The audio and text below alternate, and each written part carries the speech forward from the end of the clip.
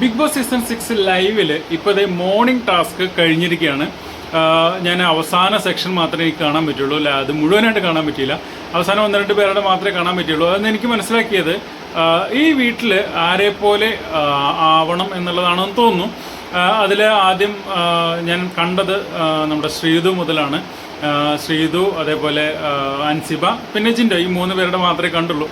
അതിൽ ജിൻഡോ പറഞ്ഞ ഒരു കാര്യം വളരെ കൃത്യമായിട്ട് തോന്നി. ഞാനത് ഇന്നലെ ഒരു വീഡിയോയിൽ മെൻഷൻ ചെയ്തിട്ടുണ്ടായിരുന്നു. അതായത് ഇവിടെ ജിൻഡോ പറഞ്ഞു തുടങ്ങിയത് തന്നെ ഈ വീട്ടിൽ നിൽക്കുക എന്ന് പറയുന്നത് പൊതുജനങ്ങളുടെ വോട്ട് നേടാനും അല്ലെങ്കിൽ പൊതുജനങ്ങളുടെ സപ്പോർട്ട് കൂടെ നിൽക്കാൻ വേണ്ടിയിട്ടാണ്. അതിന് നമ്മൾ കണ്ടന്റുകൾ ഉണ്ടായിക്കൊണ്ടിരിക്കണം. നമ്മളെ എപ്പോഴും ഇങ്ങനെ നിറഞ്ഞു നിൽക്കുന്ന രീതിയിലാവണം. അങ്ങനെ ചെയ്യുന്ന ഒരാൾ, അത് നെഗറ്റീവായാലും പോസിറ്റീവായാലും, നെഗറ്റീവ് ഏറ്റവും കൂടുതലാണ് ചെയ്തുകൊണ്ട് അല്ലെങ്കിൽ ഇങ്ങനെ പറയുന്നത് ചളി അടിച്ചുകൊണ്ട് ക്യാമറയ്ക്ക് മുന്നിൽ നിൽക്കുന്ന ഒരാളാണ് നോറ. അപ്പോൾ നോറയെ പോലെ ആവുകയാണെന്നുണ്ടെങ്കിൽ നിങ്ങൾക്ക് ഈ വീട്ടിൽ നിൽക്കാനായിട്ട് പറ്റും എന്നുള്ളതാണ് ഉദാഹരണ സഹിതം നമ്മുടെ ജിൻഡോപ്പം പറഞ്ഞു കേട്ടോ.